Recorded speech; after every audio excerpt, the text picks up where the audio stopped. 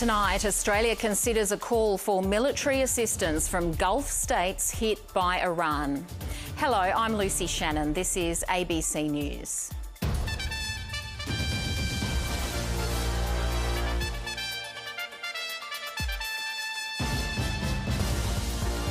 The long-awaited Spirit of Tasmania 5 ship sets sail for Australia. Concerns raised over a proposed hospital for the state's north. A New South Wales by-election shaping as a test for political leaders. And Russell rules at Albert Park as Mercedes goes 1-2, but Oscar Piastri's race is over before it even began.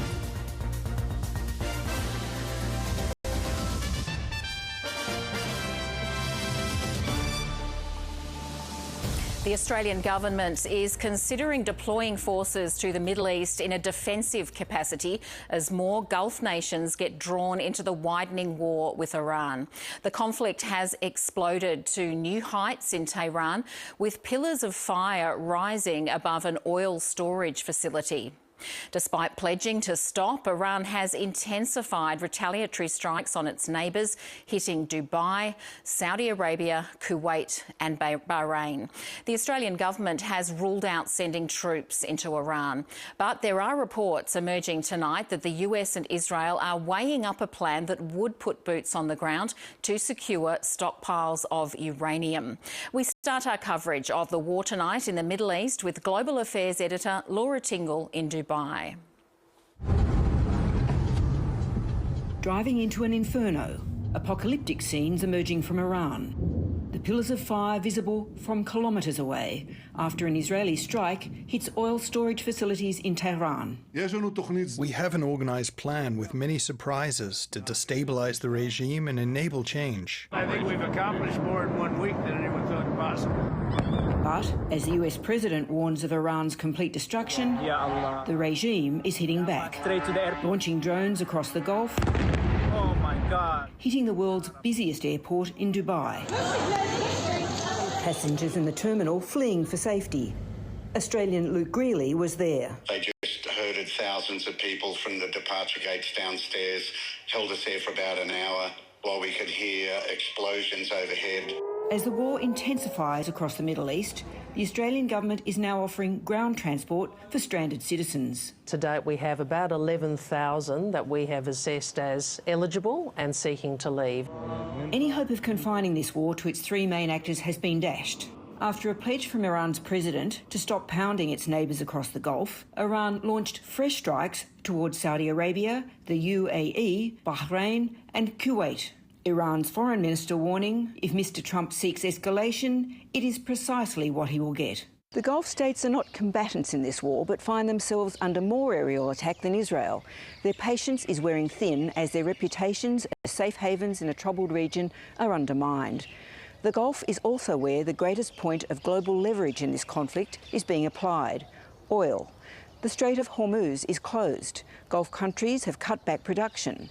That makes what happens in the Gulf everyone's business. Many countries which are non-participants have been attacked by Iran through this.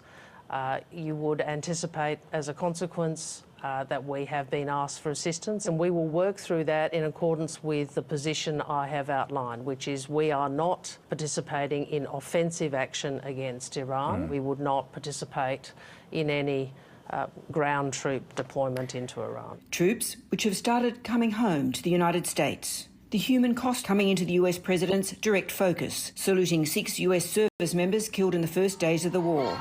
America's appetite for conflict likely to grow thin with every life lost. Laura Tingle, ABC News, Dubai. President Donald Trump has yet to commit to sending troops into Iran, but there are reports emerging tonight that the US and Israel are discussing a plan that would involve boots on the ground. Let's bring in correspondent Bridget Rollison in Jerusalem. Bridget, what do we know? Well, there's been a lot of discussion about how long this war will last and what it would take for this conflict to end. US President Donald Trump has made clear that he wants to see regime change in Iran, but he also wants to destroy Iran's nuclear weapons capabilities. As the US and Israel have been obliterating targets in Iran from the sky, there are now reports that they are considering sending in special forces to secure Iran's stockpile of enriched uranium, which is the main ingredient needed to make a nuclear bomb. Iran's nuclear weapons program was severely damaged during the 12-day war in June last year, but the International Atomic Energy Agency says that Iran's stockpile of enriched uranium is now close to weapons grade.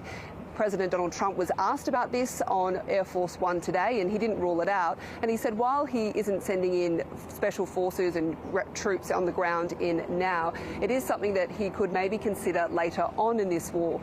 Of course, we don't know whether that is weeks or months away, as this conflict seems to just intensify and expand almost every day.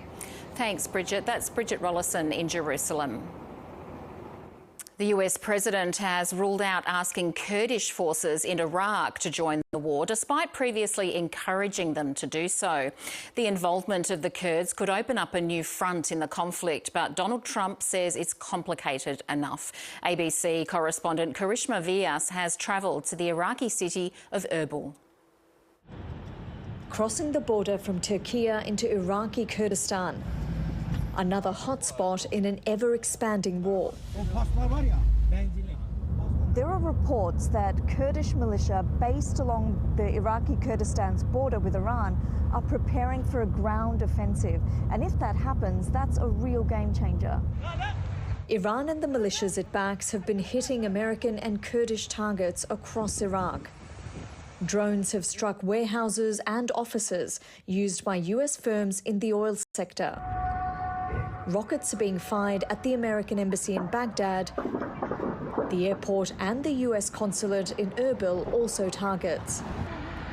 We're on the outskirts of Erbil City, and I want to give you a bit of the lay of the land. Now, behind me, this zone is called the Golden Zone. This is where the international airport is. It's the wealthier part of town. It's also where the drone strikes have been targeting all week. There's a hotel just over here called the Rotana, and that was hit by a drone. Now, these drones are coming from this direction. You have Mosul over here and Kirkuk over here. And that's where Iraqi militias closely aligned with the Iranian regime are launching these weapons. Donald Trump had been encouraging Kurdish forces to join the fight against Iran, but has now backed away. We're very friendly with the Kurds, as you know, but we don't want to make the war any more complex than it already is. No. You've ruled that out? We don't want, yeah, I have ruled it out. I don't want the Kurds going in. I don't want to see the Kurds get hurt, get killed. People living here in the semi-autonomous territory of Iraqi Kurdistan are already on edge. How could we not be afraid? We are afraid. This is natural because we have no power or control over it. Fear at what could lie ahead. Karishma Vyas, ABC News, Erbil. There are calls for the Australian government to consider asylum for the Iranian soccer team, with growing fears the players or their families could be punished for their actions while playing at the Women's Asian Cup in Australia.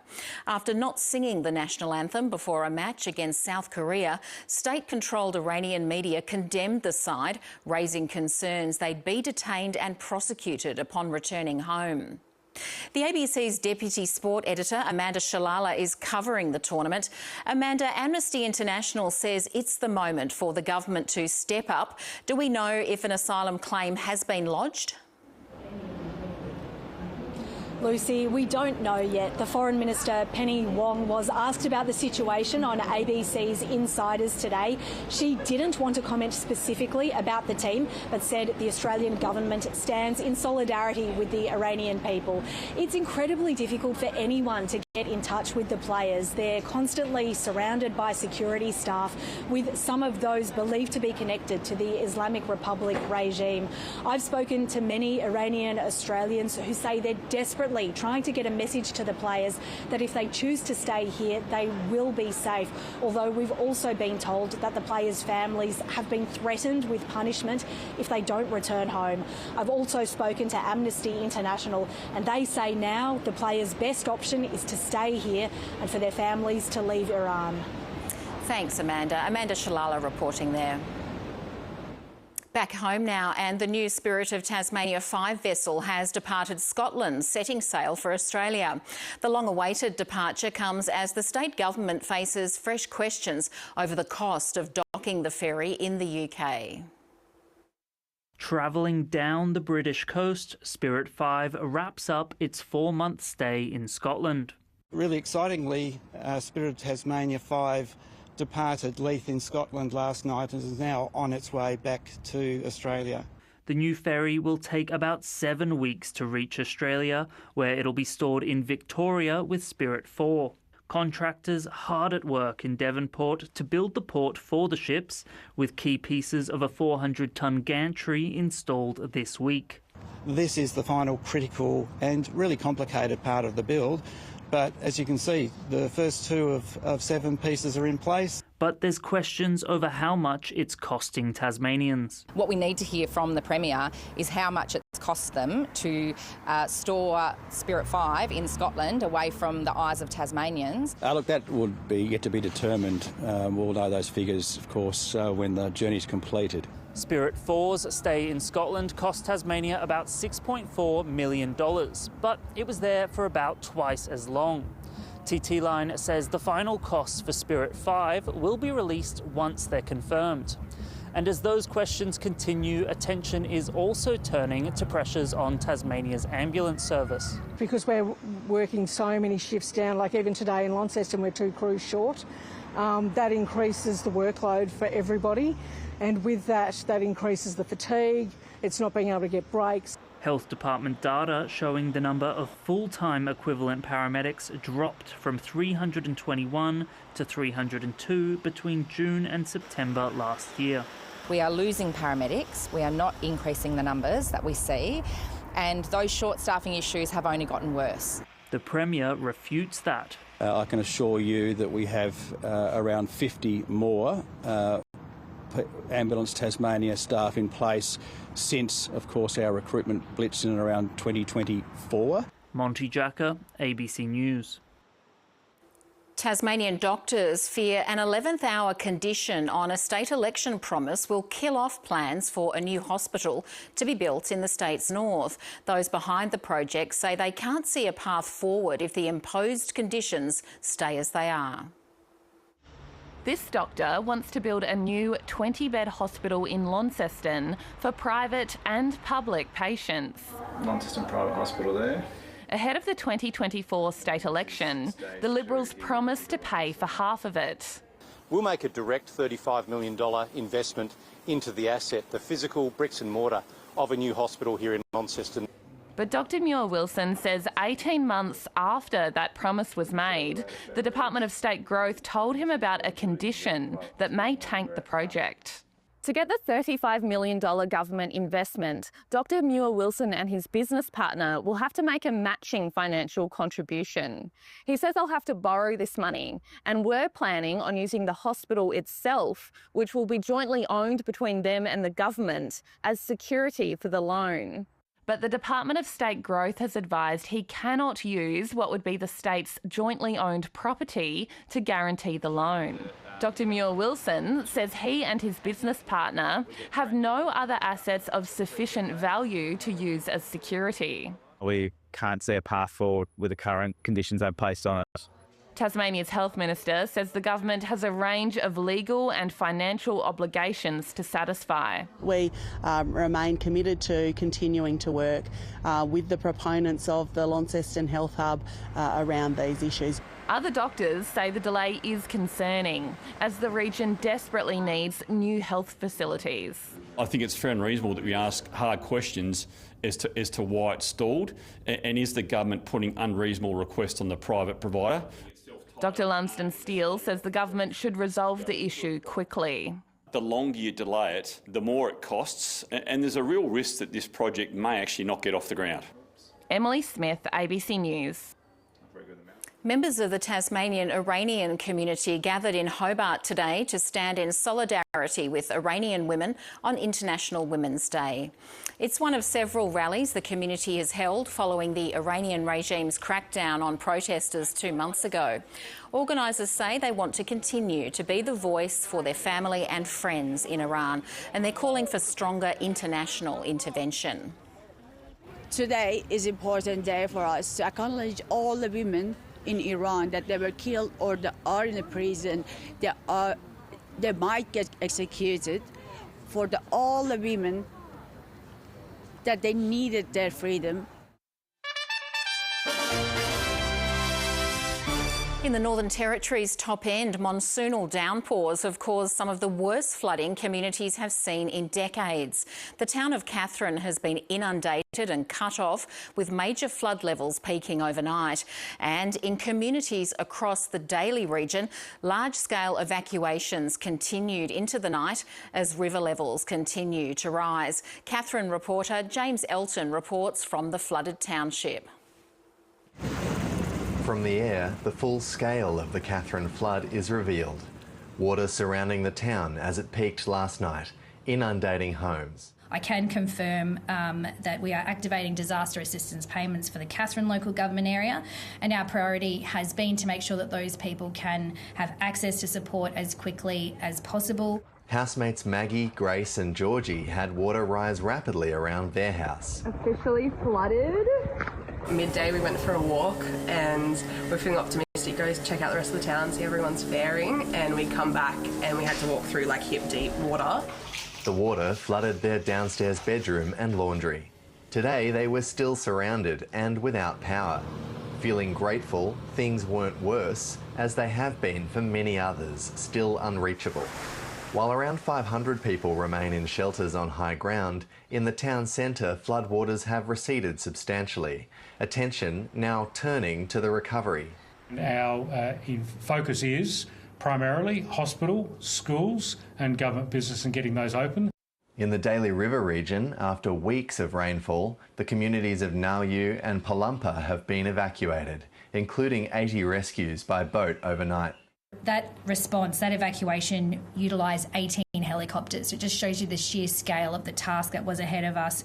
The Daly River's levels are still slowly rising and are expected to hit at least 15 metres. At this stage, we're expecting it to stay in excess of major flood level for at least the week and into next weekend. The river levels are already higher than the peak of last month's major flood, which forced the evacuation of the same residents. This time, they're facing an even longer wait to return home. James Elton, ABC News. Successive polls have shown support for the coalition plummeting while One Nation has increased its base. Those figures will be put to the test when voters in the New South Wales seat of Farrer go to the polls in May after the resignation of Liberal leader Susan Lee. The party's yet to choose who will run, but this by-election has already been badged as a test for her successor Angus Taylor and a chance for One Nation to show whether it can secure support at the ballot box. Here's political reporter Stephanie Boris. It's a part of the food bowl of the nation. You've got the citrus. You've then got all the wineries, the grapes. There's several of us involved in potatoes. It's a really, really productive area when things are going right. Everyone's talking Pauline Hanson. She's going to straighten Australia out to what it used to be. People are screaming for help, and it seems like the two major parties don't want to do anything. It's after 5 on a Wednesday. Locals and migrant workers pour into the Blighty pub where politics is on the menu. We have been abandoned, neglected. The mothers and the women in Deniliquin are asking for help. No health care, childcare, Irrigation care? No. At the moment, Independent Michelle Milthorpe is on the campaign trail again as people prepare to return to the polls for the second time in less than a year, following the resignation of Liberal leader Susan Lee. The first time I didn't vote for Susan Lee was when I voted for myself. Last year, the Independents secured nearly 44% of the vote after preferences. People are feeling disenfranchised. We want people to be doing the job that they're getting paid for, and we're not seeing that happen. The federal seat of Farrer has always been coalition heartland. Normally, it should be a pretty easy contest for them, but given what is going on nationally and given the complete restructure of the right side of politics in this country, I would say it's going to be pretty difficult for them to hold on to. We've got about 8,500 acres. Jeff Moore's donated to Susan Lee's campaign in the past, but he's fed up with the Liberals and Nationals. We have to get someone that really looks at food security and gets involved with the politics on water. In this region, water is at the centre of politics. It's where farmers burnt copies of the Murray-Darling Basin Plan, and many are still calling for a royal commission. What you can do with your plan. For voters like Jeff, Pauline Hanson's message is cutting through. I tell you, they're really taken to her. You know, there's been a huge change. This region relies on migrants working the farms, presenting a challenge to a party best known for its hardline stance on immigration. The reality is, parts of Farrer, if not all of Farrer, welcomes and accepts good migrants into it. That's what drives our economy. But not everyone is convinced One Nation is the way to go. Really don't bring much positivity to the whole scene. I don't think they're going to pick up a lot of votes. I think we're still a Liberal national seat. I think we've got a really strong chance. When you look at what we represent and the people of Farrer, they've been waiting for us to come back. This by-election is the first federal test for One Nation to determine whether successive polls showing a rise in support for the party translate into real votes here in Farrer. The Liberals are trying to manage expectations. They're describing it as a tough contest. For Angus Taylor, he has to prove he can stop voters drifting away from the party. Coalition voters are looking at options. Felicity Michael runs one of 2 childcare centres in Deniliquin. They have 250 families on the wait list, desperate for a spot. Whether it be childcare, whether it be aged care, whether it be our irrigation systems, haven't been able to get the attention that they need because we're a safe seat. No longer safe, she hopes politicians will now take notice. Even if the Conservative, the Libs or Nats got back in again, my hope is that they wouldn't take us for granted. We desperately at the moment need help. Who else do we ask for help if we can't ask our politicians? Returning to the war in Iran, and economically the country was already broken long before the US and Israeli airstrikes after years of international sanctions and chronic mismanagement. The ABC's Alan Kohler looks at how the military escalation accelerated a financial collapse that was already underway. You've got to wonder whether the people in the Middle East are lucky or unlucky that 200 million years ago their land was an ocean teeming with plankton that died and turned into colossal amounts of oil beneath their deserts. Some people have done well, but for most it's meant nothing but tyranny and misery, especially the poor citizens of Iran. For the past 50 years, this country has averaged more than $40 billion per year in oil revenue. Yet it's broke, the economy in ruins. The 2 Shahs that were installed and supported by Britain and America between 1925 and 1979 to keep control of the oil either wasted it or stole it. And since then, the Ayatollahs have spent it on weapons and terrorism, leading to sanctions that devastated the economy. And now many of the men who made those decisions are dead, and the survivors are dispatching drones with bombs attached all over the Middle East. So once again, it's oil shock time, with queues to petrol stations to beat the price rise. And fair enough. Every dollar per barrel on the oil price turns into a cent per litre at the Australian Bowser. Australia's weekly household petrol bill has already more than doubled in the past 25 years, a lot more than inflation. Another cost of living whack on the top of house prices. So will this turn into another oil shock like the ones in the 70s, or the Gulf Wars, or the Ukraine War? Well, nobody knows, least of all the men doing it. It comes down to the Straits of Hormuz, the 39-kilometre wide passage with Iran on one side and Oman and UAE on the other, through which 20% of the world's oil passes, as well as fertiliser, gas and plastics. And right now, it's closed.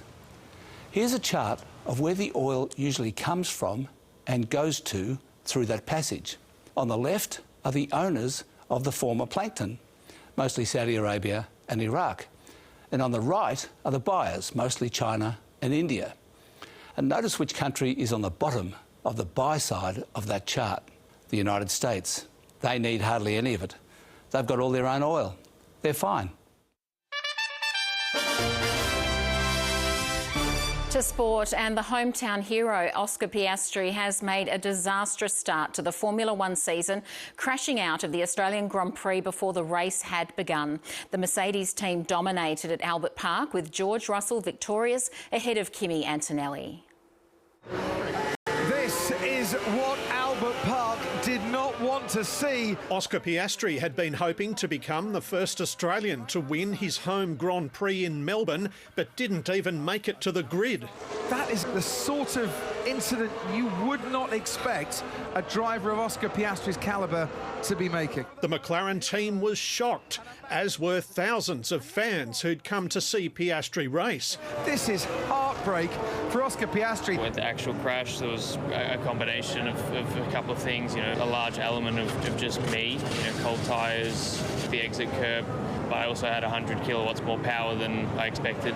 It's lights out, away we go! New regulations with lighter, smaller, harder to handle cars were expected to provide unpredictable, exciting racing. Pole sitter George Russell and Ferrari's Charles Leclerc exchanged the lead in the early laps. It's a massive lock-up from George Russell. He did well to stay on the track, but Charles Leclerc's going to get that lead back again.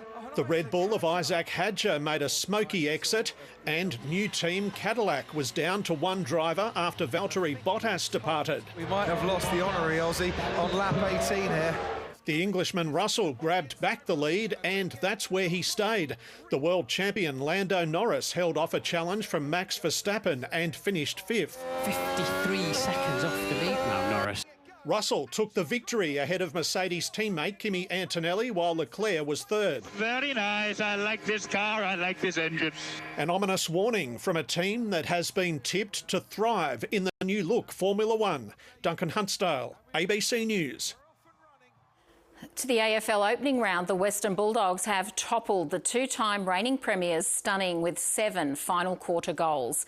5 straight goals for the Lions in the third quarter had the defending champs sitting 26 points ahead. But the Dogs took momentum from the final minutes of the third term into the last quarter. Tim English taking this mark and kicking his second major for the game to tip his team ahead to a 16-15-111 to 15-16-106 victory. To the weather, and tonight's photo. Clouds over Boat Harbour Beach was sent in by Lars Boone. It was a fine day today, apart from isolated light showers about the north. The top temperature was 24 degrees in Launceston. It reached 18 in Hobart, 21 in Burnie and Devonport. Yesterday and overnight, the highest rainfall was 1.8 millimetres at Fools Ridge, Mount Picton, and there was 1 millimetre at Mount Reid. Today's national satellite sequence shows patchy low cloud over eastern Victoria, Tasmania and parts of coastal South Australia from moist onshore flow. And tomorrow you can see a high pressure system is expected to move out to the east, while a weak trough is forecast to start approaching the state tomorrow, crossing the west coast early on Tuesday. And across the country, Darwin is expecting up to 45 millimetres of rain tomorrow and a top of 30 degrees. Showers in Sydney, 26 degrees, fine for Melbourne and 28. Back home, and it will be fine until isolated showers develop about the north during the day, becoming more widespread during the afternoon and extending to central and western districts. Possible showers forecast in Burnie and Devonport, a top of 19, 22 for both Queenstown and Strawn. A possible shower for St Helens and 21, partly cloudy for Swansea and 23. For Launceston, a cloudy day, a low of 10 and a top of 22. 25 in Richmond, 22 for Orford, partly cloudy for Hobart, a low of 12 and a top of 24. Sunrise will be at 6:58. On coastal waters, variable winds at 10 to 25 knots. In the far northwest in the morning, east to northeasterly winds at 15 to 25 knots. On the central north coast in the morning, northeasterly winds at 15 to 25 knots. And on the lower east coast, northeasterly winds reaching up to 25 knots inshore in the afternoon. For Tuesday, isolated light showers about the west and north at times just during the day, otherwise fine. For Wednesday, mostly fine with possible isolated light showers developing about the west and south. And the 7-day outlook shows some showery days ahead for the second half of the week. And that's the news for now. Good night.